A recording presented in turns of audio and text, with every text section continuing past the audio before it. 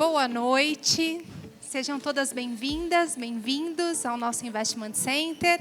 Eu sou Daiana Migueletti, sou executiva aqui do Itaú Personalité e muito feliz em recebê-las e recebê-los nesse projeto que a gente cuidou com muito carinho, esse clube de investidoras. Para falar um pouquinho do nosso Investment Center, para quem não conhece, é nosso espaço conceito para este ambiente coletivo, para a gente poder trazer protagonistas do mercado, mas também um momento de assessoria. O nosso espaço funciona das 10 às 20 horas e tem assessorias individualizadas.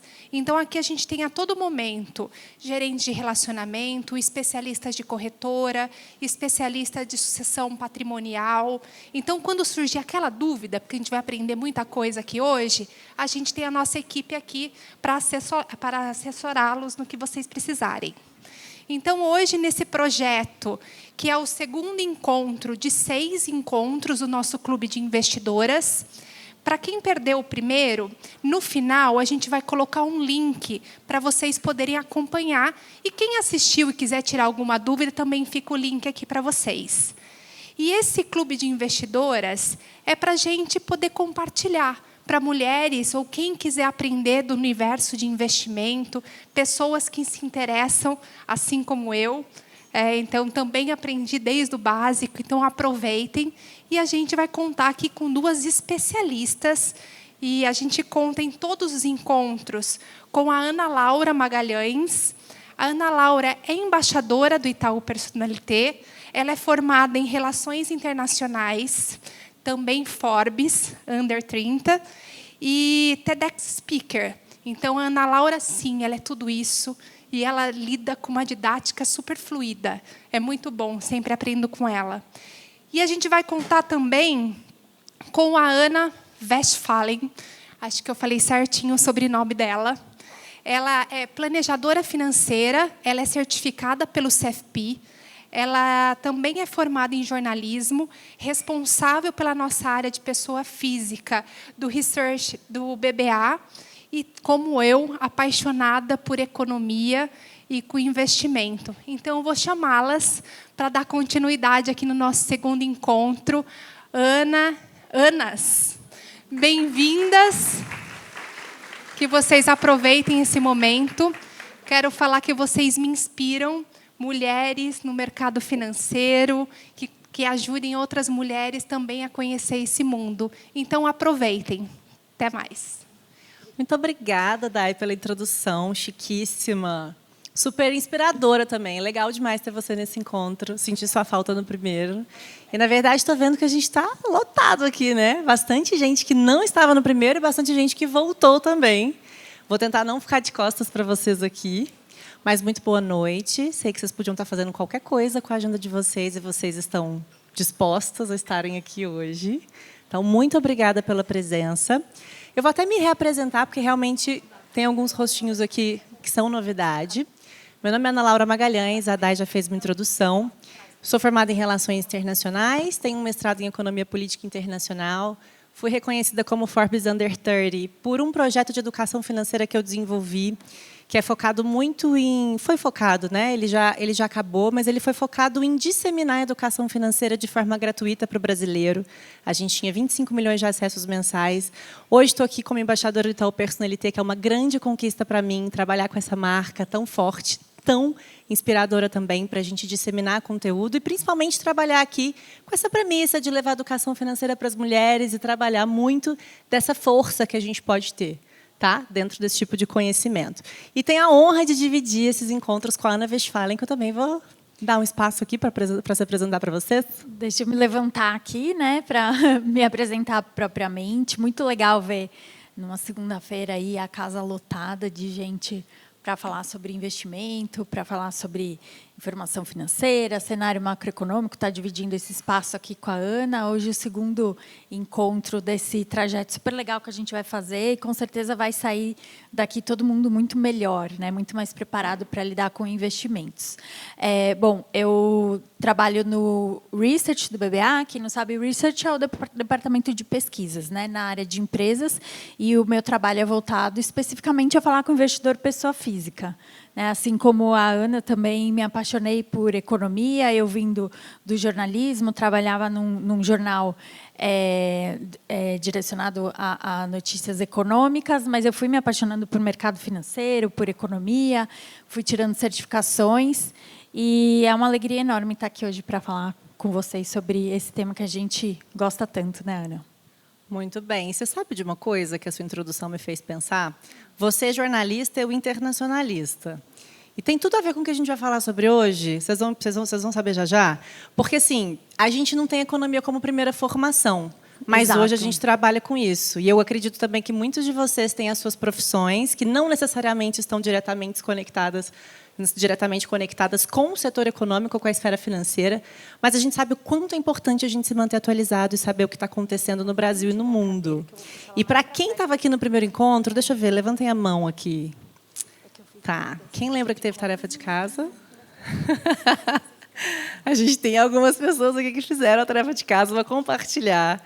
Não era nada muito complicado, era mais um prazer de casa, né? Do que uma tarefa. Que era basicamente perceber um pouquinho do que vocês viram de notícia macroeconômica ou econômica por aí, para tentar entender o que está acontecendo, como que isso impacta na nossa vida e como é que a gente pode interpretar essas informações. Eu já vou querer depois ver quem trouxe, quem viu alguma coisa, do que a gente vai falar. Mas, antes de tudo, deixa a gente só trazer aqui um overview desse projeto. Esse projeto também conta muito com a ideia da gente traçar grandes objetivos e concluir os nossos sonhos através de um planejamento financeiro. Então, todos vocês presentes aqui já têm um planner financeiro ou podem ter. Para quem não tem, depois é só passar na recepção para vocês pegarem o planner de vocês e entenderem muito sobre essa ideia do que é um planejamento, criar um sonho e, então, atingir esses objetivos através de uma organização e de um planejamento. Porque, afinal de contas, a parte boa de sonhar é realizar, né? E a gente sabe que é muito difícil a gente realizar alguma coisa se a gente não se planejar com antecedência e até financeiramente, que é a grande questão de tudo isso que a gente está falando aqui. E aí, só para revisar, em todos os planners, em todos os meses, vocês encontram uma página onde vocês conseguem organizar um fluxo dentro das premissas de entrada de capital, gastos fixos e gastos variáveis, para que a gente consiga trabalhar as reservas de investimentos de vocês dentro de tudo o que a gente vai aprender nesses próximos encontros. Para quem não esteve presente no primeiro encontro, não tem problema, o primeiro encontro foi gravado, depois também vocês podem acessar esse conteúdo, porque hoje a gente vai aprofundar um pouquinho mais uma temática que muita gente pode achar mais complicada, mas o objetivo aqui é sair todo mundo com clareza. Por isso, quero lembrar vocês que aqui esse objetivo de mentoria não é a gente ficar aqui fazendo uma palestra. É vocês participarem, se sentirem acolhidos e participarem também, fazerem perguntas, se sentirem à vontade, para trazer questões individuais ou dúvidas, para a gente conseguir ajudar vocês nessa evolução de conhecimento. Então, só para trazer aqui um contexto, hoje a gente está aqui no dia 19 de maio. A gente vai falar de cenário macroeconômico, não sei se vocês aqui da ponta de lá conseguem ver. O nosso próximo encontro seria dia 27 de junho, a gente trouxe para o dia 25, que é uma quarta-feira. A gente percebeu que numa sexta-feira, às 7 horas da noite, talvez a gente não ia conseguir muito quórum para falar de umas coisas um pouquinho difíceis. A gente trouxe para o meio da semana. Então, espero que vocês já se organizem aí na agenda para estarem presentes, porque esse daqui vai ser um encontro muito interessante, que também vai somar aos demais, para a gente conseguir aprender cada vez melhor sobre o assunto. Eu vou até rever com vocês, porque eu sei que muita gente fica na expectativa. Quando é que a gente vai falar sobre aquele produto de investimento? Quando é que eu vou saber o que eu vou comprar, que horas eu vendo, que ação que eu compro, que fundo que eu invisto? Uma coisa de cada vez. Próximo encontro, a gente vai falar sobre perfil de investimento. Em agosto, a gente vai falar exatamente como construir uma carteira de investimentos atrelada aos objetivos financeiros que a gente vai trabalhar aqui. Depois, como avaliar cada produto, o que é muito importante até na hora de vocês conversarem com os especialistas, com os gerentes de vocês. Não ficar naquela coisa que até a Ana fala aqui. Bom, o que a pessoa te sugere já vale? O que eu posso perguntar? Como é que eu vou saber se isso realmente é bom para mim? A gente vai chegar nessa aula ainda. E a gente encerra, lá em outubro, no nosso último encontro, ainda com quais são as estratégias de monitoramento. Como é que eu aplico tudo que eu vou aprender aqui para a minha vida? Não é só enquanto a gente estiver aqui se encontrando. Embora eu acho que esse grupo esteja sendo tão legal, quem sabe a gente não mantém ele para sempre, né? Vou ficar sempre passando tarefa de casa para vocês todo mês. Vamos ver até quando. Mas bora lá, Ana, vou deixar você falar um pouquinho. Bom, para entender aqui, a gente queria saber um pouco como que vocês se informam no dia a dia sobre economia, né? Eu sei que cada uma aqui está envolvida numa atividade, trabalha para caramba, às vezes estuda, mas quem que acha que é muito importante se manter informado e consegue isso no dia a dia? Para a gente ter uma ideia, pode levantar a mão. Legal. E qual que é o principal veículo onde vocês buscam informação? É site, é YouTube, podcast, Instagram com a Ana? Quem falou? Qual podcast você escuta? Não, é legal. Assim, eu também gosto de recomendações de podcast. Eu escuto 3, sempre os mesmos, e às vezes é bom a gente ampliar. Naquela pesquisa do raio-x do investidor brasileiro, que a Ambima faz, esse ano, saiu o YouTube como principal fonte de informação em economia.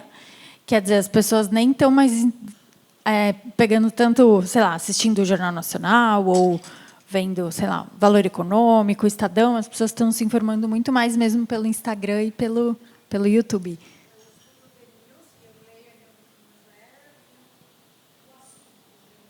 Muito bons. Muito bons.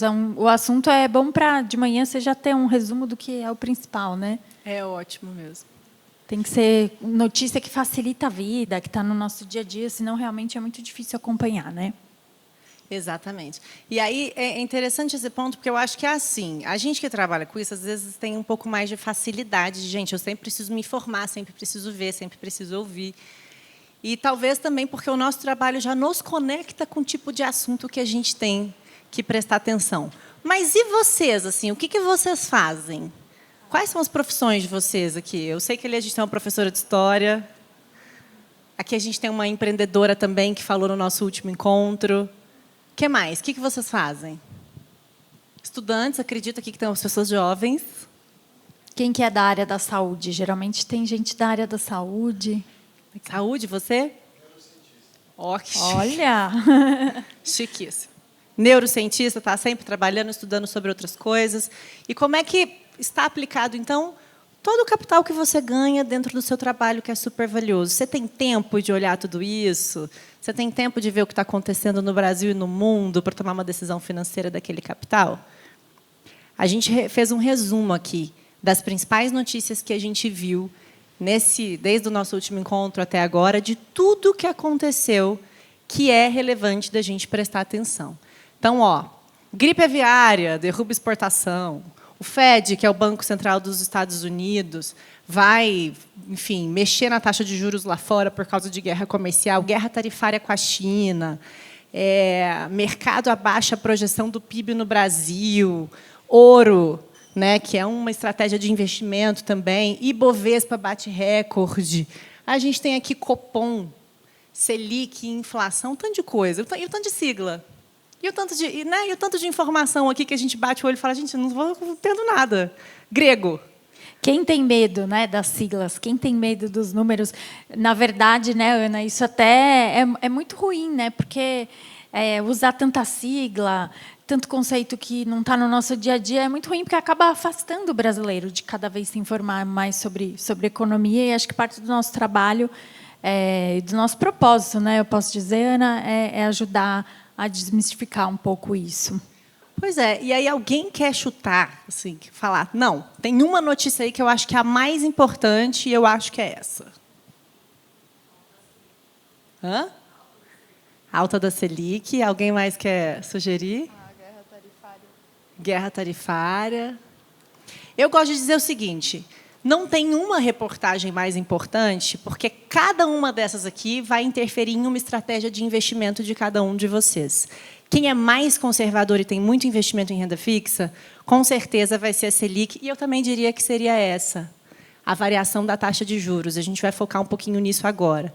Mas se eu tenho muito investimento global e eu estou investindo fora do Brasil e eu tenho internacionalização e diversificação, eu preciso saber sobre essa guerra comercial, principalmente porque ela também impacta microeconomicamente dentro das tomadas de decisão aqui. Se eu quero investir numa ação de uma empresa que é exportadora e está acontecendo uma guerra tarifária que está favorecendo ou impedindo que essa empresa exporte ou exporte mais, isso também vai trazer algum desdobramento no resultado daquela companhia para o meu investimento, para o meu portfólio de investimentos. E aí a gente conversou um pouquinho, eu e a Ana ali dentro, a gente sabe que tudo isso faz muito sentido, tudo é muito relevante, mas existem realmente algumas variáveis, e para a gente falar de macroeconomia aqui de uma forma bem simples, se complicar, por favor, levante a mão, o objetivo é a gente sair daqui sabendo tudo. O que a gente tem que saber? Se eu precisasse sair daqui sabendo uma coisa, o que eu preciso saber? O que atrapalha os meus investimentos? O que eu preciso entender na hora de montar uma carteira de investimentos? E aí a gente decidiu trazer esse gráfico aqui. Eu sei que gráfico, às vezes, é uma coisa que assusta muita gente, mas não é o objetivo. Vou traduzir esse gráfico inteiro para vocês aqui. A gente tem aqui um histórico da taxa básica de juros no Brasil nos últimos 20 anos. E a primeira coisa que a gente pode ver isso aqui ao olhar essa imagem é um ciclo. A gente percebe que essa taxa de juros ela não é estável. A gente percebe que ela muda. E por que ela muda? Quem muda? Quem faz ela mudar? Hoje, o Banco Central tem um comitê de política monetária que vai definir qual é o preço dessa taxa de juros aqui. Vou fazer uma pergunta que vai entregar a idade de muita gente. Quem sabe, ou já viu, ou se lembra de uma etiquetadora de preços de supermercado? Quem nasceu depois de 1994 não tem memórias disso. Por que eu quero trazer esse ponto? Porque a gente viveu um momento de hiperinflação no Brasil no começo dos anos 90, final dos anos 80, que trouxe uma necessidade de reavaliação de planos econômicos para o nosso dinheiro. Então, tem gente aqui que, quando nasceu, já tinha o real funcionando, já tinha o real circulando na conta, já comprava coisas com dinheiro de unidade monetária de real que a gente vive hoje. Tem gente, como eu, que, quando nasceu, não era esse dinheiro. Teve gente que precisou se readaptar às estruturas financeiras. E isso quer dizer que, a partir do momento que o nosso dinheiro foi criado para tentar ser controlado num índice de inflação, para ele não perder valor no tempo, a gente precisava de um valor para ele. Porque, senão, eu posso pegar o meu dinheiro e colocar embaixo do colchão. Amanhã, eu vou lá comprar alguma coisa, vai ser o mesmo preço. Aqui a gente tem um quadro de 20 anos. O que vocês compram há 20 anos que custa o mesmo valor? Nada. E também nada diminuiu de preço. Só aumentou, provavelmente. Né? Quem paga a escola de filho, quem paga a faculdade, quem paga a compra do supermercado, quem paga a gasolina, quem paga as próprias contas, alguma coisa diminuiu de preço nesses últimos 20 anos? Isso é a inflação. O quanto o dinheiro perde valor no tempo. Então, antes eu ia na padaria e eu comprava um pão com 25 centavos. Hoje eu preciso de 1,25. Quer dizer que eu preciso de mais unidades de dinheiro para comprar a mesma coisa. O pão é o mesmo, mas as unidades de capital mudaram de valor. Eu preciso de mais, sempre mais. E quem define o valor desse dinheiro para controlar a inflação é o Banco Central através da taxa de juros. Isso vai ficar um pouquinho mais claro quando eu mostrar para vocês aqui uma outra coisa. Olha só, antes de mudar de gráfico. Aqui, a gente tem um pico de queda muito grande em 2020, que foi a pandemia, que é um caso à parte, vamos falar dessa forma. Porque a taxa de juros no Brasil sempre foi alta. O Brasil é um dos países com maior taxa de juros do mundo. E isso, por mais que seja visto como uma coisa negativa, porque essa taxa de juros está muito alta, eu não vou gastar dinheiro, eu vou deixar ele aplicado, porque ele está rendendo bem. Isso é atrativo também, como os outros países, para olharem para a gente e falarem, não, o Brasil ele está organizado e os juros lá é alto, eu vou investir lá. Então, isso aqui também tem lados positivos, tem lados negativos. A gente pode até aprofundar nisso aqui, se alguém tiver alguma dúvida específica, mas a ideia é a gente trazer para o lado de investimento. O que acontece é o seguinte, se eu tenho uma taxa de juros historicamente alta, 20% ao ano, 15% ao ano, hoje a gente está em 14,75% ao ano. Se eu não faço nada com o meu dinheiro, aplico ele numa taxa básica de juros, Tesouro Selic, que leva o mesmo nome da taxa básica de juros, eu não faço nada com o meu dinheiro. 1º de janeiro até 31 de dezembro. Quanto que ele vai render? Se a taxa de juros não mudar, o valor da taxa de juros. Se eu retiro e guardo embaixo do colchão, rendeu 0. Se eu deixar aplicado em alguma coisa que me rende pelo menos a taxa básica de juros, ele vai render igualzinho essa taxa de referência aqui. Na pandemia, a gente teve um bloqueio, assim, né? Como que eu posso dizer isso? Um choque simultâneo de oferta e demanda de produto. A gente não saía de casa para trabalhar, muita gente não recebia dinheiro, muita gente, ao não receber dinheiro, não consegue consumir. Se eu não consigo consumir, as pessoas param de produzir, e assim a gente entrou num choque sistêmico financeiro que obrigou o Banco Central do Brasil a reduzir essa taxa de juros para o menor patamar histórico do real que a gente viu até hoje, que foi 2% ao ano.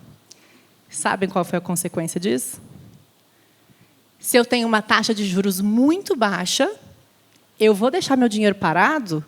Ou eu posso entender que, se eu quiser financiar uma casa, pegar um crédito, financiar um carro, as taxas de juros que vão ser negociadas no sistema econômico vão estar direcionadas ou mais acopladas aqui, né? Elas vão estar baseadas na própria taxa de juros. Então, a gente tem um estímulo ao crédito, que foi de propósito, né? Foi proposital nessa época, por causa desse choque que eu mostrei para vocês. Mas, quando a gente estimula muito a economia, por causa de alguma coisa, de algum choque, a gente acaba trazendo a inflação como consequência. E esse é o gráfico inflacionário do Brasil, no mesmo período dessa taxa de juros que a gente estava falando com vocês. A taxa de juros, gente, é basicamente a taxa básica de referência. Ela é a informação mais importante que a gente precisa na nossa vida para tomar uma decisão financeira de qualquer gênero. Se eu quiser pegar um crédito, se eu quiser usar um cheque especial, se eu quiser um crédito rotativo, se eu quiser financiar qualquer coisa, se eu quiser uma rentabilidade de qualquer coisa, é para a taxa de juros que eu vou olhar. E ela é um instrumento de controle inflacionário. Então, se a gente olhar para a inflação no Brasil, por mais que a gente tenha trocado os planos e por mais que hoje a gente esteja dentro de uma unidade monetária mais estável, a gente vive aqui um momento de inflação controlada. Aqui, em 2020, a gente teve um pico normal. A taxa de juros hoje ela vem sendo alta exatamente para controlar aqui esse índice inflacionário. A gente até colocou um gráfico das duas juntas para tentar ficar um pouquinho mais claro, para não ficar tão complicado para vocês. Mas deu para entender o que é a inflação como corrosão do poder de compra e a taxa Selic como taxa de referência? Porque, a partir do momento que a gente entende isso, a gente sempre vai ver uma reportagem e que vai fazer a gente entender o que está acontecendo com esse sistema. Porque, por exemplo, se a inflação está muito alta no Brasil, significa que está tudo ficando cada vez mais caro. Se está tudo ficando cada vez mais caro, o Banco Central tem que intervir e falar: não dá para ficar caro, a gente precisa que as pessoas consigam consumir.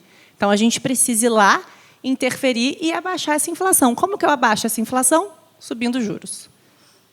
Ao contrário, se eu estou aqui num momento onde a inflação está muito baixa, as pessoas estão vivendo dentro de um contexto desinflacionário, que também é negativo, eu posso subir, então, um pouquinho, né, essa taxa de juros, movimentar essa taxa de juros para fazer com que a economia entre num equilíbrio.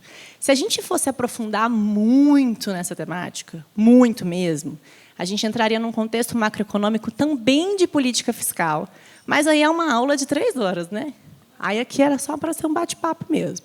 Mas isso para dizer que, dentro de um equilíbrio fiscal e monetário, a gente tem que ter essas duas políticas trabalhando em conjunto. E olhando só para macro, hoje, para esse contexto de juros e inflação, é muito importante a gente olhar para isso aqui. Porque, na hora de investir, e a gente vai entrar agora nessa fase, é o seguinte: a taxa de juros no Brasil está alta, eu vou investir no quê? Ah, a taxa de juros no Brasil está baixa, eu vou comprar o quê? Ah, mas aí mexeu a taxa de juros 0,25% do Banco Central. Tem que mudar? Será? Ah, mas aí mudou 1,5 ponto para cima, 1,5 ponto para baixo. O que a gente precisa monitorar? O que a gente precisa entender? 2 pontos principais. Isso aqui, esses dados, eles vão sempre influenciar todos os tipos de investimentos. Todos. Taxa de juros vai interferir diretamente em renda fixa e indiretamente em renda variável. A inflação vai interferir diretamente em renda fixa e indiretamente em todos os outros investimentos. Quem aqui tem algum tipo de investimento que remunera IPCA+, que sabe assim de cabeça? É um tipo de remuneração de investimento muito complementar à taxa Selic, que talvez seja mais fácil. CDI, quantos por cento do CDI rende o meu produto? Quantos por cento qual que é o prefixado daquele meu produto? Mas o IPCA é o que vai te entregar uma rentabilidade real. O exercício é o seguinte: se eu tenho um investimento prefixado que me paga 15% ao ano, mas a inflação é 17%, minha rentabilidade é negativa. Não adiantou nada ficar preso naquele produto. Porque quando eu resgatar aquele dinheiro e for usar aquele saldo, eu vou comprar menos coisas do que eu poderia se ele estivesse sendo rentabilizado através da inflação. Então, essa diferença de rentabilidade real e nominal também é muito importante, e é por isso que a gente sempre tem que olhar para essas duas coisas aqui.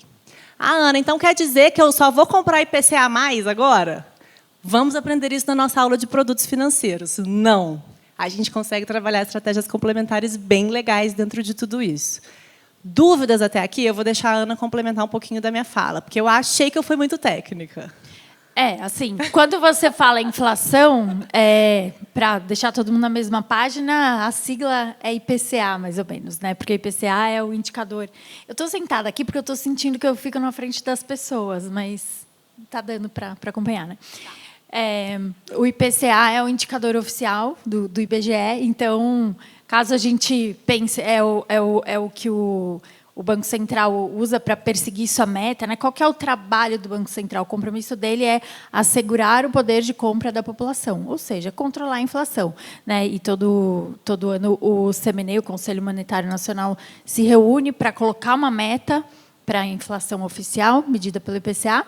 E daí a gente está hoje com uma projeção que a gente deve fechar o ano numa meta, numa taxa de 5%, né, do IPCA. Isso é acima do teto da meta, né? A meta é 3, pode variar 1,5 para baixo, 1,5 para cima. Então, assim, esse ano a gente deve estourar o teto da meta. Mas só para colocar no dado de hoje, né? Essa é a nossa perspectiva de terminar o ano de 25 com um IPCA de 5%. A Ana, acho que brilhante essa explicação sobre a relação entre Selic e o IPCA. Eu acho que aprender isso aqui destrava muito da leitura econômica que a gente vai fazer das notícias, né? Porque o legal é isso, quando você passa a ler a notícia e conseguir inferir o que isso impacta no seu bolso, o que isso impacta no seu investimento, né? E, realmente, quando a gente vê um título que paga IPCA, mas alguma coisa, é como se, em português, estivesse falando assim, olha, eu vou garantir o seu poder de compra. Investir nesse título vai te trazer o poder de conseguir consumir, porque a gente vai remunerar o que tiver de inflação nesse período, mais um extra. Por isso que hoje as pessoas gostam tanto desse título. É um título bem interessante para ter na carteira. Sobre a relação um pouquinho de Selic e Bolsa, né? Acho que pode ser interessante a gente falar um pouco. Por que quando sobe os juros, geralmente a Bolsa cai, ou a gente fala que é ruim para a Bolsa? Como a Ana falou, né, a Selic é como se fosse o nosso custo de oportunidade, né? É o que a gente tem que usar para referência de tudo, como a Ana falou. Então, assim, hoje a gente tem uma Selic a 14,75% ao ano.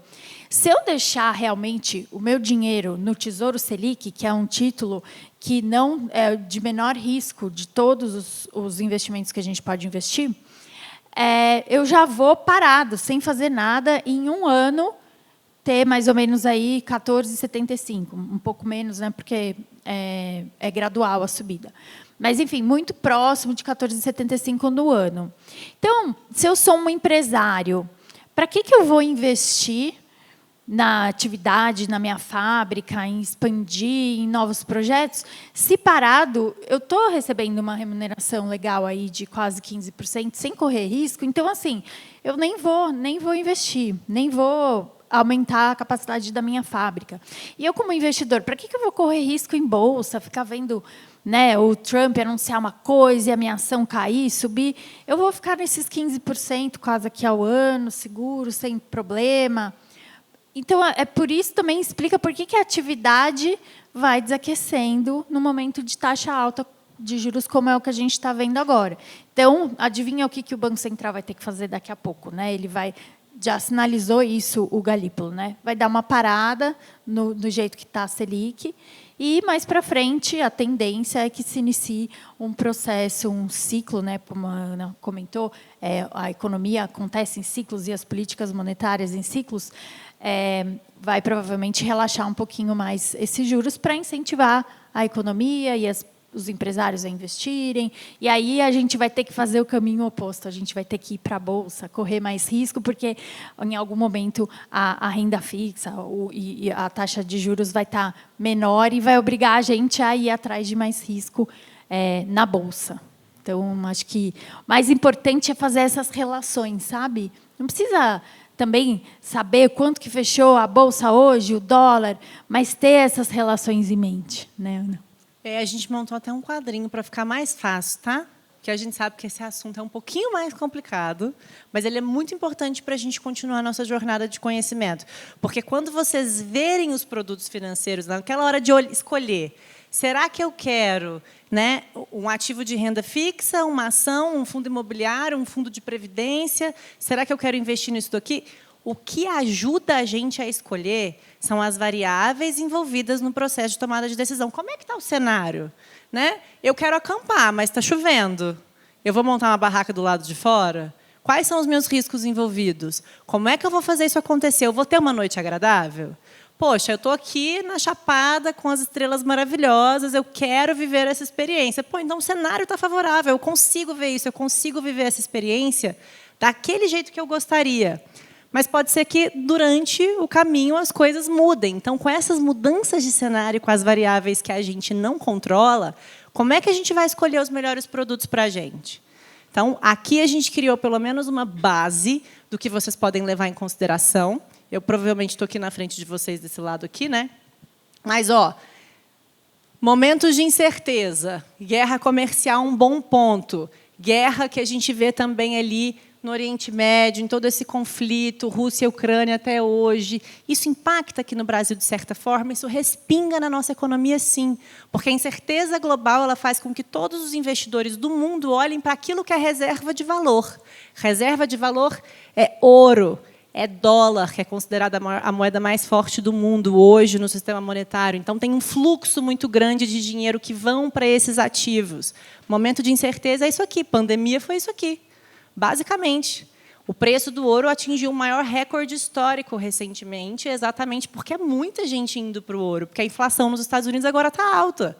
Poxa, mas se até nos Estados Unidos, que essa economia tão segura, com os investimentos mais seguros, está tendo inflação, eu vou investir em outra coisa. Eu vou para o ouro. Bitcoin entra aqui, tá? Por incrível que pareça. Mas isso aí também não é papo de hoje, não. Muito, muito profundo para a gente falar sobre isso hoje, mas é legal. Cripto é um assunto muito legal. Selic em alta, que é o que a gente está vivendo agora. Taxa de juros subindo para controlar a inflação. Bom para a renda fixa. Então, na hora que vocês receberem um telefonema de um especialista de investimentos recomendando LCI, LCA, CDB, produto de renda fixa, essas rentabilidades estão boas. E muito interessante olhar para os ativos que são isentos de imposto de renda, LCI, LCA, CRI e CRA, para quem for um pouquinho mais moderado. Aqui a gente colocou até uma cola, para quem quiser tirar foto, pode ficar à vontade. E aqui, para a Selic em queda, que é o que a gente não está vivendo agora, a gente teve essa sinalização do presidente do Banco Central de que agora vai estabilizar a taxa de juros, mas, em algum momento, a gente vai ver um cenário para ela começar a cair.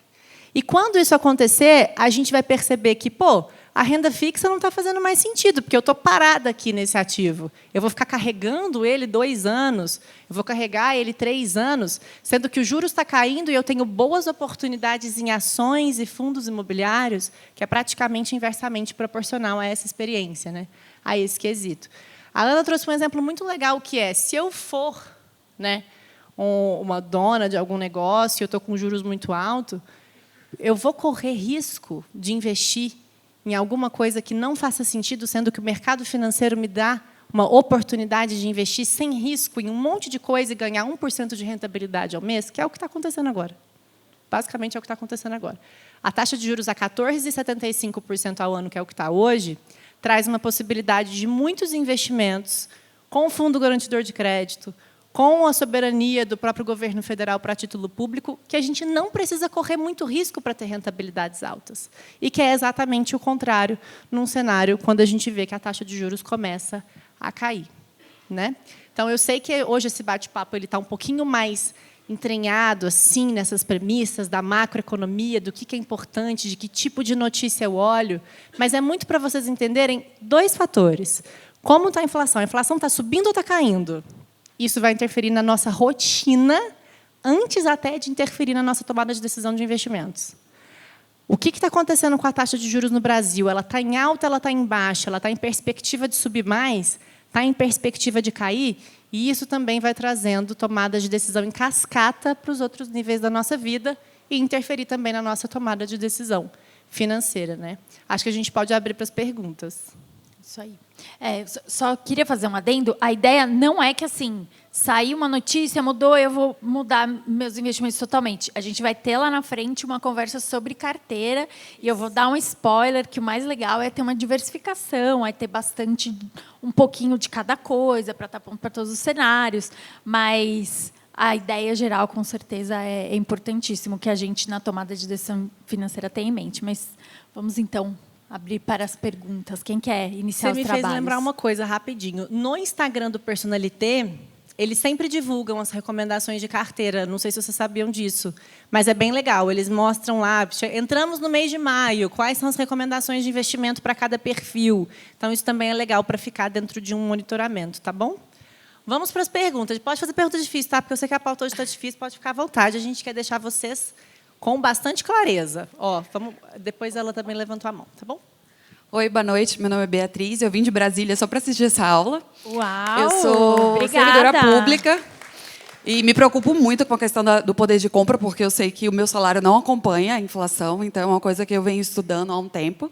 E eu queria tirar uma dúvida com a Ana, que ela falou sobre a questão como a Selic está muito alta, diminui os investimentos dos empresários e, teoricamente, a Bolsa cairia. E, nos últimos tempos, a gente teve, na verdade, o contrário, né? A Bolsa bateu o recorde, chegou a bater 139 mil pontos, se eu não me engano. Hoje mesmo bateu, Então, o que explica esse cenário, já que a Selic está tão alta, né? Olha, excelente pergunta. É assim, a Bolsa, ela reage a fundamentos e ela reage muito ao fluxo, né, à especulação e a perspectivas. Quando a gente olha hoje, a gente acabou de ter a temporada de balanços do primeiro trimestre, e a gente viu nos resultados das empresas que as empresas estão numa situação difícil, porque assim, elas têm dívidas e, claro, dívidas, né, para poder investir na sua própria atividade. E isso faz com que, do ponto de vista de fundamento, a gente olhe para o balanço das empresas, embora possa ter uma perspectiva boa, o fundamento não é muito bom. Quando a gente olha para o nosso cenário aqui no Brasil, cenário interno, a gente tem também uma questão fiscal que precisa ser endereçada, né, bem preocupante. Não quero entrar tanto em termos, né, políticos, mas é um consenso, né, de que a situação fiscal é bem delicada. Então, em termos de fundamento, não é tanto para a Bolsa. Tanto que os investimentos em renda fixa continuam sendo muito procurados. Mas, quando você investe em Bolsa, você tem que pensar que você no que vai ser daquela ação, daquela empresa daqui a 5, 10 anos, o seu horizonte é maior. Então, hoje, com o juro alto, em termos de fundamento, para as empresas que compõem a Bolsa, não é bom. Mas, por outro lado, as empresas, as ações vêm muito descontadas, vêm apanhando há muito tempo. E a gente teve, hoje, algumas notícias, por exemplo, o rebaixamento da nota do rating dos Estados Unidos, notícias que fizeram com o fluxo pré-emergentes vir muito forte. A gente teve também uma instituição internacional recomendando investimento em países emergentes, em mercados emergentes, que é o caso do Brasil. Tem uma notícia também no radar que tem beneficiado muito investimento em bolsa, que é a seguinte: com essa guerra de taxas, essa guerra comercial, Trump e China, o Brasil sairia como um potencial vencedor dessa briga, porque a gente ficou com a taxa menor, que foi de 10% a tarifa.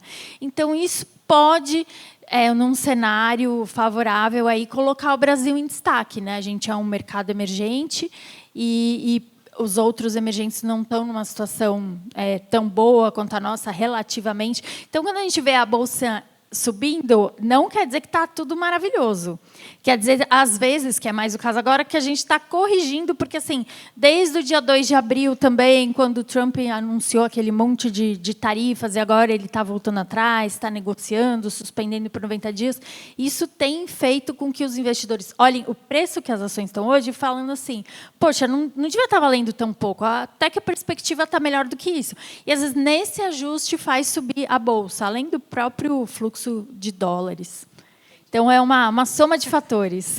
É muita coisa mesmo. Mas eu adorei a sua pergunta também, porque você tem um ponto muito importante, que é essa equiparação salarial de você ser uma funcionária pública e você não ter os reajustes de acordo com o reajuste natural, vamos colocar entre aspas, do que seria a variação inflacionária no mesmo período do seu salário. Então, realmente, trabalhar com proteção do poder de compra é muito importante para todo mundo, mas você realmente precisa ter um pouco dessa preocupação, porque, basicamente, é como se o seu salário fosse ficar numa linha reta e o seu poder de compra sempre decrescente. Então, os seus investimentos a gente precisaria compensar numa linha crescente. E isso vai ser sempre muito importante para você. Que legal que você veio. A gente vai ter um evento específico para falar de produto financeiro, que eu também acho que vai ser uma aula muito importante para você.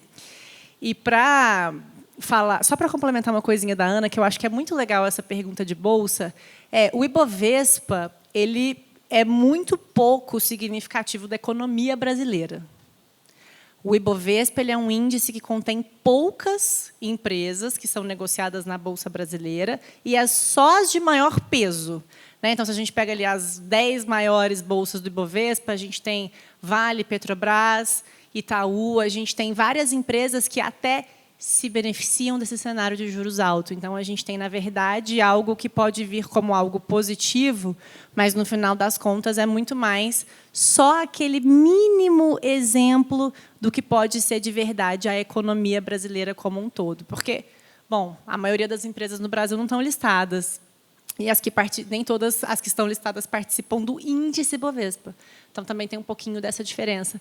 Mas é muito legal essa pergunta, porque, mesmo com juros altos, a gente tem muitos investidores que entendem que, porque está todo mundo indo para a renda fixa, você tem oportunidades de investimento em renda variável. Exatamente porque os preços eles ficam baratos, dentro de uma análise que a gente chama preço por lucro, de cada companhia, e aí você tem algumas oportunidades. Só que aí tem que entrar mesmo no resultado, fazer uma análise fundamentalista e escolher qual empresa pode ir para a carteira de vocês. No Personalité, no caso, já tem recomendação de carteira, nem precisa ler fundamento de empresa nenhuma. Já vai lá, já vê o que eles estão recomendando, compra e venda, e já direciona, que é mais fácil. Tem um gráfico pizza que eles colocam lá, com a alocação, né? O quanto por cento em cada classe de ativos, um bom guia. Temos uma segunda pergunta.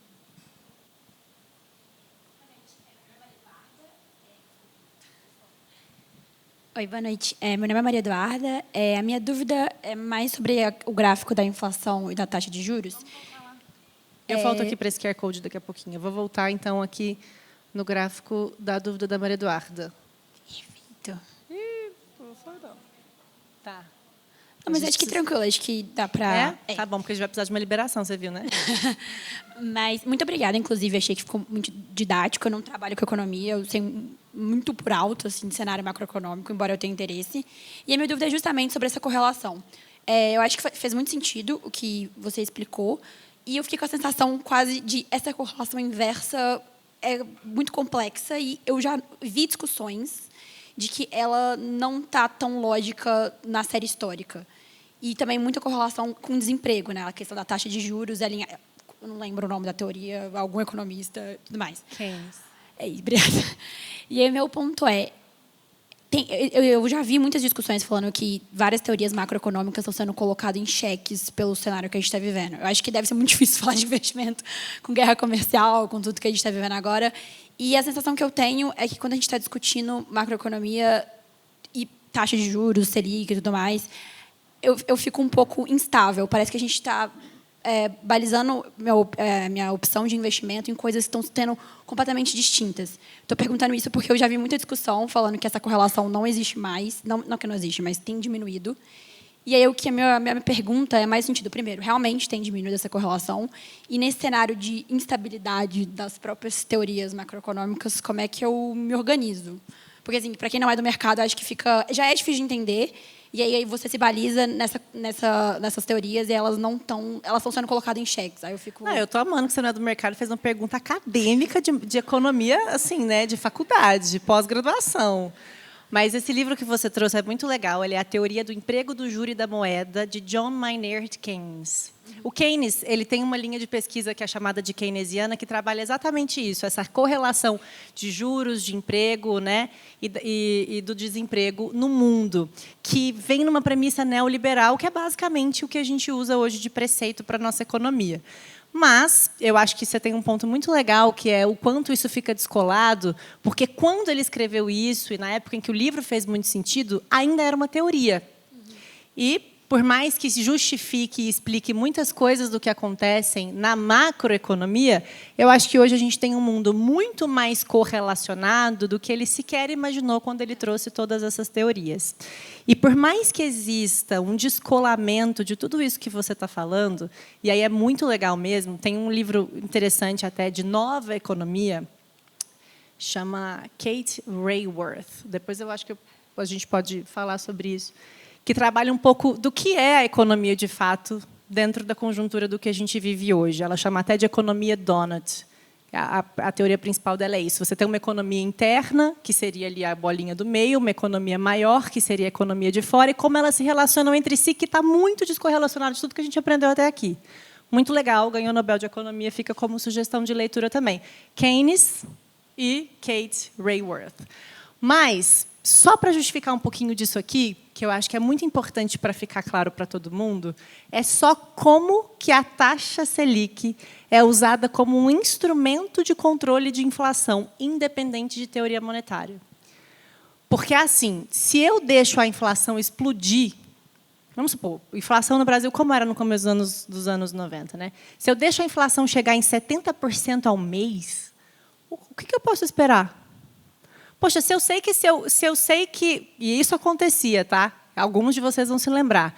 A minha mãe ganhava o salário dela no dia 5 de todo mês. Ela tinha que receber o salário no mercado. Porque aquele dia ela sabia qual era o preço das compras. E não sei se vocês já pararam para pensar nisso, mas nos países desenvolvidos, quando a gente vai, até na Europa principalmente, tem muito essa premissa de você ir na feira mesmo, comprar as coisas frescas todo dia, você passa ali, pega as flores, o negócio. No Brasil, a gente tem a cultura de estocar coisa por causa dessa época, que vem de uma herança cultural, do tipo, eu sei o quanto eu vou comprar agora e o meu investimento do meu salário é na comida da minha casa. Então, isso também é muito interessante. Se eu não tenho uma forma de controlar essa inflação, ela pode simplesmente fazer com que o dinheiro deixe de fazer sentido no longo prazo. Dentro desse equilíbrio monetário, o trabalho do Banco Central é olhar para a inflação e falar, eu preciso controlar isso. O que eu posso fazer? Quais são os meus instrumentos? Eu só posso usar a taxa de juros para tentar controlar isso daqui. Porque pensa o seguinte, se eu tenho um juros alto, que é o que a gente está vivendo hoje, juros altos. Gente, se eu deixar meu dinheiro investido, eu vou ganhar 1% ao mês. Eu vou deixar ele mais investido. Eu vou ter mais dificuldade de gastar. Eu vou ter mais dificuldade de financiar uma casa ou financiar um carro. Porque aí a taxa de financiamento da casa e a taxa de financiamento do carro também vai estar acompanhando aquela taxa de Selic muito alta. Quem já entrou aqui num cheque especial ou já financiou alguma coisa ali 20% ao ano, sabe muito bem que essa conta, no longo prazo, fica muito assustadora. Se eu tenho, então, todo um sistema que beneficia essa taxa de juros muito alta, eu estou desestimulando o consumo. E é por isso que a inflação tende a diminuir com o tempo, que é contrária num cenário oposto. Se eu deixo um juros muito baixo, que é, ó, não vou pagar bem se você deixar seu dinheiro investido. A taxa de juros está aqui, ó, 2% lá na pandemia, 2020. Taxa de juros baixíssima, baixíssima, baixíssima. Quem quiser consumir, quem quiser gastar, quem quiser financiar apartamento, taxa, qualquer coisa. A taxa de juros vai ser mais atrativa para as pessoas deixarem o dinheiro circulando e não para deixar o dinheiro estocado. Quando você acaba, então, favorecendo essa circulação de moeda, você acaba estimulando a inflação. Então, é basicamente isso como instrumento de política monetária. Mas eu adorei a sua pergunta, porque ela realmente traz muitos questionamentos para o que é a economia hoje, né? Uma economia contemporânea. Então, é legal também acompanhar alguns artigos e algumas coisas, e eu acho que esses 2 livros seriam os mais interessantes que eu mencionei para você. Depois eu posso te escrever, porque talvez a pronúncia não fique tão certinho. Mas espero ter ficado um pouco mais claro também. Para trazer um pouco para a vida real, como os economistas estão penando para entender como a nova economia funciona, né? Vamos pensar como hoje a gente tem um acesso muito aberto à informação de preços. Então, por exemplo, quando a gente vai pedir um Uber, né? Há muito tempo, sei lá, a gente pedia o táxi e dependia de quanto desse no final da corrida e pagava aquele valor. Hoje, com Uber, com 99 táxis, assim, quero trazer o exemplo para o nosso dia a dia. A gente consegue negociar. Tem um no 99 agora, é bem que assim, você paga tal valor, mas se você der mais, vem o carro mais rápido. Então, está muito claro os preços, a gente tem o poder de enxergar os preços e operar em cima disso, meio que negociar preços, né? E isso é um dos fatores que faz com que a economia hoje seja mais deflacionária, né? A gente tem, por exemplo, compartilhamento, esses coworkings, que a gente não precisa mais alugar um espaço inteiro para trabalhar, existe o compartilhamento, e daí tem também aquele aplicativo, o Quinto Andar, que você antes não sabia quanto que você podia pagar de aluguel num prédio inteiro. Você via uma oferta que tinha lá e você balizava. Isso aqui deve ser mais ou menos o preço aqui nessa região. Hoje, no Quinto Andar e uma transparência de preços, você consegue chegar num alinhamento mais próximo de oferta e demanda. E isso, em termos macroeconômicos, é bem desinflacionário. Assim, toda essa nova economia, compartilhamento, transparência de preços, aí realmente os economistas estão quebrando a cabeça para entender como que vão ser os impactos disso e a relação das curvas. Mas assim, a gente não precisa, na hora de investir, ficar pensando que você tem que adivinhar o quanto que vai ser a inflação, adivinhar para onde que vai a taxa de juros. Se a gente, mais para frente, a gente vai falar sobre isso. Se a gente tiver uma carteira bem diversificada, a gente consegue estar preparado para qualquer cenário. Isso que é legal, porque ninguém quer ser investidor e ficar estressado olhando o índice, né? Quem é dentista quer fazer o canal, quem é médico quer atender, não quer ficar, meu Deus, deixa eu ver quanto que vai fechar a bolsa hoje. A ideia é justamente você poder contar com a assessoria do banco, de quem estiver cuidando dos seus investimentos, e entender, de uma maneira geral, o que está acontecendo no cenário para tomar as melhores decisões. Mas esse exercício de adivinhação é algo que assim, ninguém tem bola de cristal. A ideia é justamente você diversificar na carteira para poder estar preparado para qualquer cenário. Mais perguntas, gente. Vocês estão... Pode ser pergunta fácil também, tá? Eu sei que Tá balizar alto nível, as perguntas tá aqui alto num nível difícil.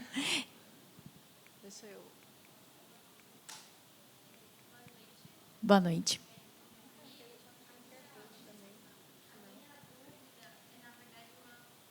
Barra preocupação. Vocês comentaram bastante sobre a questão ali de 1990, com a mudança de... Eu associo muito a mudança de moeda que trouxe aquela variação alta ali dentro dos preços e da inflação. Existe alguma possibilidade da gente passar por isso de novo agora com criptomoeda? E se sim, se a gente já deveria, se esse já é um momento para começar a pensar nisso e a se proteger? Bom, você está falando na verdade, o Plano Real, né, que comemorou agora 30 anos, marca muito uma estabilidade que a gente nunca teve, né, no Brasil até então, né, no período democrático. Na verdade, a inflação veio de antes, né? Veio de um descontrole, hiperinflação, trocava de moeda direto, era cruzado, cruzeiro, cruzado novo, URV.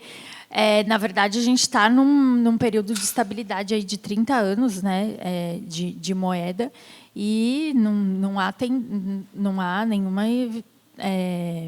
evidência de que isso vai mudar.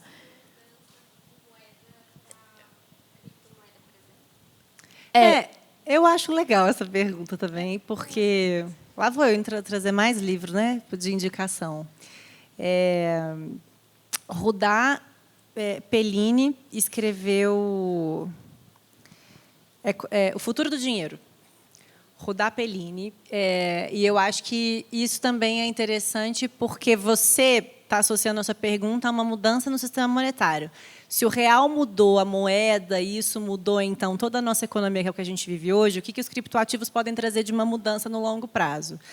Na minha opinião, que aí é individual, os criptoativos eles trazem uma revolução muito importante que não tem como voltar atrás. Por que eu enxergo dessa forma? Porque eu acho que a aplicabilidade da tecnologia já revolucionou um monte de coisa. Revolucionou a forma como as pessoas fazem cirurgia, revolucionou a forma como a gente aprende, revolucionou a forma como as pessoas têm as interações nas escolas, relacionou a forma como a gente lida com um mapa digital no nosso carro que a gente agora normaliza. Ninguém mais vai para nenhum lugar, né? Tipo, deixa eu descobrir aqui o endereço. Então, a tecnologia ela já está presente na nossa vida da hora que a gente acorda até a hora que a gente vai dormir. Uma revolução tecnológica no aspecto financeiro era uma questão de tempo.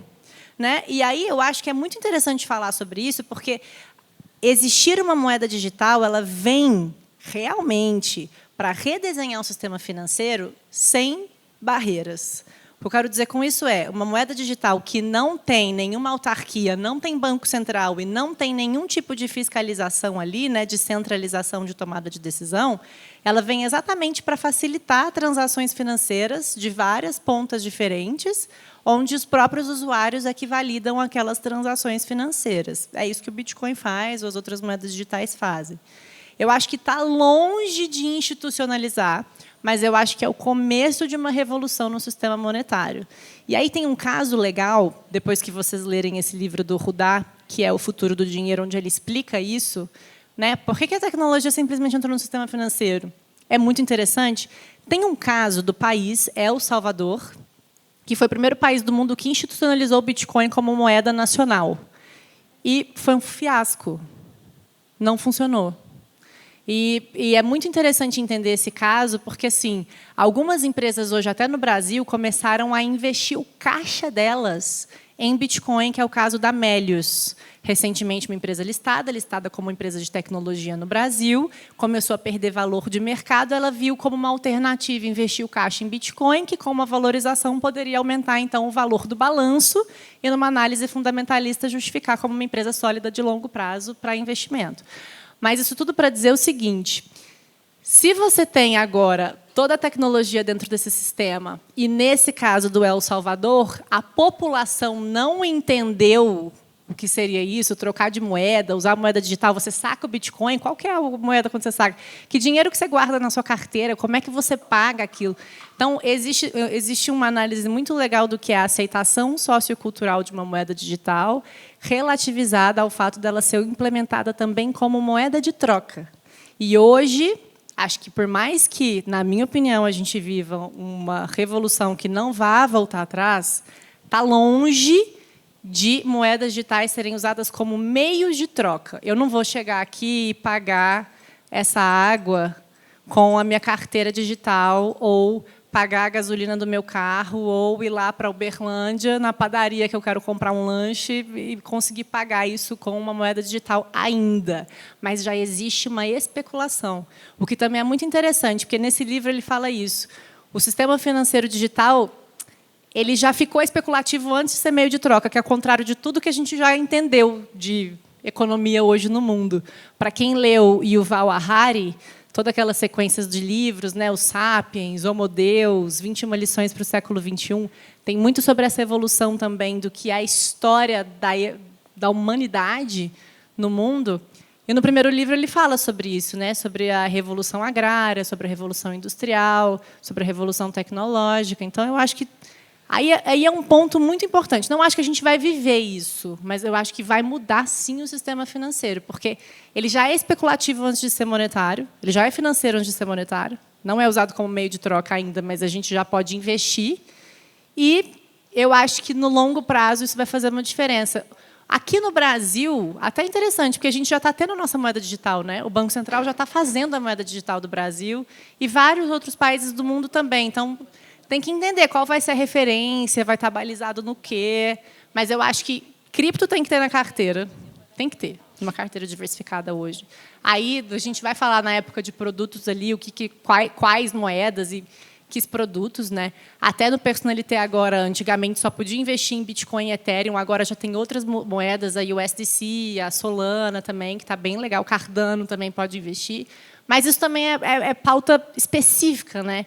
Eu acho que a gente podia, em algum momento, não sei, mas falar só de cripto é uma coisa muito legal. E tem muita pergunta e tem muita evolução, mas eu não acho que vai revolucionar tanto nesse ponto da gente, meu Deus, agora é tudo digital, eu não vou investir mais nenhum CDB de banco.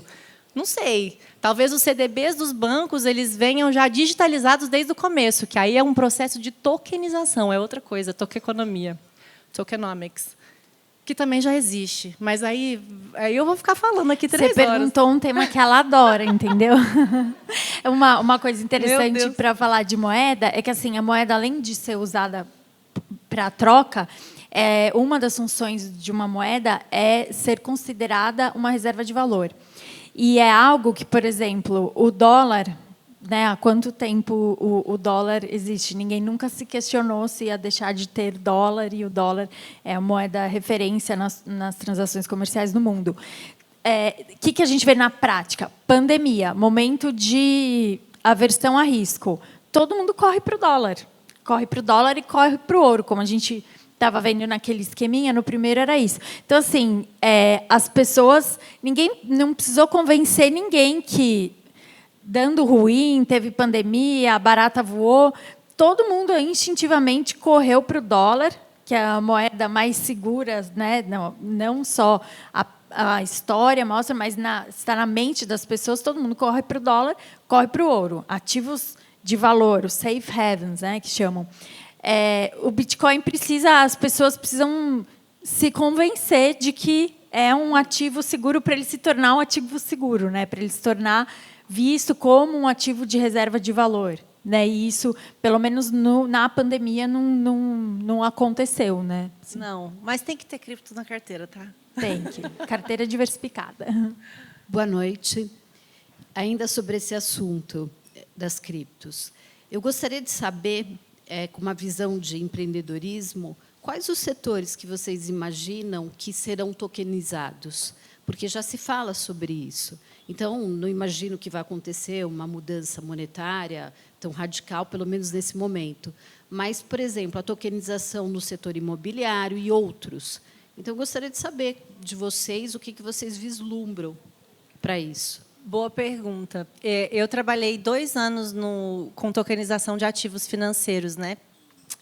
Até antes de vir aqui para o Itaú. E eu acompanhei bastante essa evolução na regulação com a CVM para esses ativos tokenizados. Acho que é por isso também que eu sou tão apaixonada nesse assunto, porque é impressionante o quanto tudo pode ser tokenizado. Então, eu entendo perfeitamente a sua pergunta. E teve uma modificação de regulação que foi muito importante, porque quando o mundo entendeu que tudo poderia ser tokenizado, que eu acho que veio na pandemia mesmo esse contexto, que aí veio aquela febre de NFTs, vamos tokenizar as figurinhas, vamos tokenizar tudo, né, os ativos não fungíveis. As pessoas entenderam que tudo pode ser tokenizado. E aí tem um produto financeiro tokenizado, imobiliário, que foi feito, que super funciona, mas, na verdade, você não tokeniza o imóvel, você tokeniza o contrato. O contrato ele pode ser tokenizado, mas eu não consigo tokenizar eu não consigo tokenizar esse telão, né? Eu vou criar uma referência digital desse telão, mas se eu quiser negociar o contrato de que eu aluguei esse telão, aí eu consigo fracionar e fazer com que as outras pessoas invistam. Essa mudança na regulação, na verdade, ela mudou uma coisa muito importante, que não é tudo que pode ser tokenizado e não é tudo que pode ser vendido como investimento, porque foi isso que começou a ser confundido pelas pessoas. Algumas plataformas de negociação de cripto começaram a vender um monte de coisa tokenizada. Contrato de venda de jogador de futebol tokenizado. Contrato de FDIC, né? Então, você tokenizava a cota de um FDIC e vendia para uma pessoa. Isso, assim, vendido de uma forma extremamente acessível, rendia 2%, 3% ao mês, e as pessoas depois pegavam essa rentabilidade ali. Então, acho que, no nível de empreendedorismo, tudo que é muito... utilidade, eu acho que pode ser tokenizado com mais facilidade. Por exemplo, tem um festival de música que acontece nos Estados Unidos, que é o Coachella, meio famoso, acontece num deserto ali, né? Todos os ingressos são tokens. Todos os ingressos já são tokenizados. Porque tem muito daquela premissa de você ter uma blockchain atrelada àquele único ingresso, e ele é intransferível e pertencente àquela chave daquela pessoa, o que dificulta, por exemplo, pirataria, né, ou algumas outras coisas do gênero. Então, acho que tudo que é muita utilidade para tokenização é algo que faz muito sentido. E aí, nessa regulação do Brasil, hoje ainda está muito fechado. Antigamente, podia tokenizar um monte de coisa. Contrato imobiliário, eles entenderam que não funciona como um ativo de investimento, então ainda pode ser tokenizado. Mas também não tem muito, né? Não tem mais tanta gente tokenizando mais. Tem algumas plataformas que fazem isso, mas eu acho que também é uma coisa que daqui a pouco a gente vai ver com maior escala, assim, tokenizar tudo. Teve alguma outra coisa que foi tokenizada recentemente também que eu acompanhei, além desse contrato imobiliário, que agora eu não me lembro exatamente. Acho que é cota de parque. Tipo Disney, quem compra a cota, anuidade de parque, assim, você tokeniza, fraciona. Então, algumas coisas desse gênero, assim, muito que é utilidade, sabe? E não necessariamente algo específico ou não muito investimento, assim. Mas essa tokenização de contrato imobiliário bombou bem. Teve bastante rentabilidade e confesso que depois eu parei de acompanhar, mas é até uma coisa que faz parte do meu interesse, dar uma olhadinha, assim. Vou pesquisar mais. Foi só pergunta difícil hoje. Oi, boa noite. Voltando um pouco para o Brasil, considerando a taxa de juros como tal, o cenário fiscal que está um pouco delicado, aí ano que vem a gente começa a pensar em eleição, eu queria ter um pouco da percepção de vocês. Assim, a gente deveria ficar preocupado, né? Enfim, como a gente deveria pensar nos nossos investimentos para se proteger, não sei, de uma recessão, enfim, de um cenário mais delicado, né? Vai ser difícil falar disso sem passar pela carteira diversificada, né? Que é um ponto que a gente acaba batendo muito, né? Ano eleitoral no Brasil fica muito vira um cenário binário, e é super chato trabalhar em cenário binário, né? Porque fica aquela coisa, se foi para um lado favorece isso, e quando a gente analisa os investimentos, a gente tem que estender um pouquinho o nosso horizonte. Assim, o que dá para saber de cenário eleitoral, de ano eleitoral? Que fica essa coisa binária, ninguém tem bola de cristal. Então, como que a gente faz, dado que ninguém tem bola de cristal e não dá para ir all-in, né, que a gente fala no mercado, apostar num cenário e ir atrás daquilo? Vamos tentar estender um pouco o nosso horizonte de investimento e pensar em ter uma carteira que possa se beneficiar um pouquinho dependendo do cenário que ocorrer, né? A gente tem visto muito o Brasil dependente, em termos de mercado, do que acontece fora, né? Então, assim, não vivemos aquele tempo que o que sair de uma eleição vai ser super determinante. A gente está inserido, assim, eu gosto sempre de lembrar, o Brasil é cerca de 8% do PIB mundial, né? A gente está aqui, a gente pensa que o nosso umbigo aqui é o que é relevante, mas é muito importante a gente olhar para fora, né? Essa discussão comercial lembrou a gente muito bem disso, né? Então, eu acho que tendo uma carteira que tenha bolsa para, num momento de ciclo favorável, de juros caindo, de o Brasil como um vencedor relativo nessa guerra comercial, tem um pouquinho de bolsa na carteira, que isso vai se valorizar no momento bom, mas tem um pouquinho de dólar sempre, né, que é tipo como se fosse o seguro do carro. Vamos lembrar, né, quando a bolsa cai, a tendência é o dólar sobe, né, um momento de aversão a risco.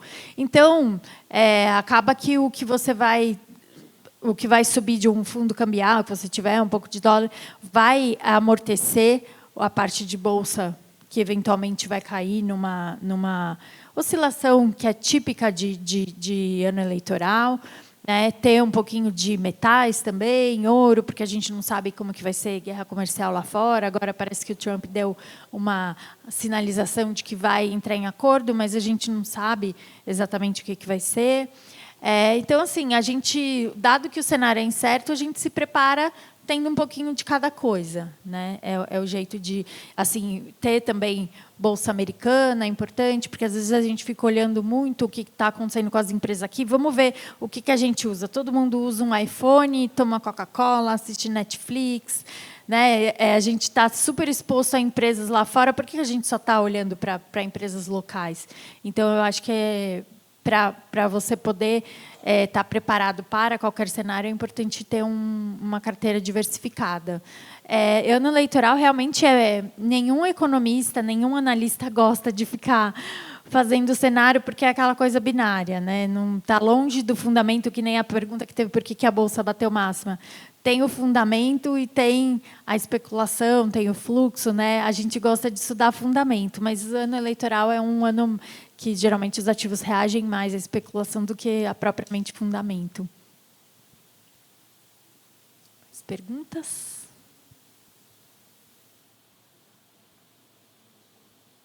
Nossa, achei hoje assim altíssimo nível essa discussão, hein? Falamos de cenário local, falamos de teve aula, né?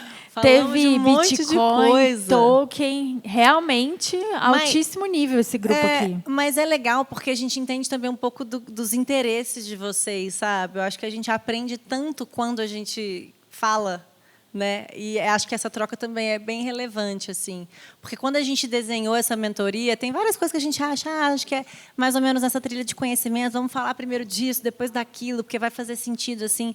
E a gente vê o tanto que é legal como as pessoas realmente trazem outras linhas de pensamento ou têm dúvidas que são conectadas com assuntos que a gente achou que nem estava na hora de falar ainda. Então, eu acho que está sendo super legal. E acho que o intuito é realmente a gente crescer em conjunto e trabalhar isso cada vez melhor. No próximo encontro, né, que é no dia 25 de junho, a gente vai falar muito sobre perfil de investidor. Ainda não é sobre produto. E isso é muito curioso, porque no primeiro encontro também era sobre fluxo financeiro e a gente já tinha dúvida de produto. Mas isso é legal. Quer dizer que vocês estão interessados, quer dizer que vocês querem aplicar isso na prática, na vida de vocês. Como é que eu olho para esses dados? Como é que eu escolho um produto? Por que isso é importante? Por que aquilo não é? Então, a gente vai chegar nesse lugar também. Para o próximo encontro, como eu já fui tão instigada aqui com literatura, eu vou trazer mais uma dica. Tá? É um mês, gente, que vocês têm para ler esse livro, chama Psicologia Financeira. Talvez eu já tenha mencionado no último encontro. Morgan Housel é o escritor, e ele fala muito sobre o quanto a gente, seres humanos racionais, nos achamos muito racionais na hora de tomar decisões financeiras, e sendo que, na verdade, a gente é bem irracional pelos nossos vieses inconscientes. É um livro muito interessante de psicologia, que interfere muito na forma como a gente investe e olha para o nosso próprio dinheiro. E a gente vai falar sobre perfil no próximo encontro. Então, fica como uma leitura complementar para quem tiver tempo. Ali a gente tem uma pessoa falando, é muito bom mesmo. É um livro de psicologia que é aplicado em economia, assim, né? Um dos livros mais importantes de economia, que retrata, na verdade, um pouco sobre perspectiva psicológica. Então, é uma leitura pequenininha também, não é muito profundo, é uma leitura que a gente vai... Às vezes você lê um negócio e fala, nossa, é verdade, eu penso assim. Tem um neurocientista, né? Ele vai adorar. Assim. Isso vai ser ótimo. A gente conectar a economia com neurociência é perfeito. Eu adorei a sua presença aqui hoje. Obrigada pelo seu tempo e disponibilidade. Você devia ter feito uma pergunta. Eu vou esperar a pergunta no próximo encontro, então. Tá? Mas é isso, gente. Muito obrigada por hoje. A gente ainda vai ficar aqui mais um tempinho, fiquem à vontade.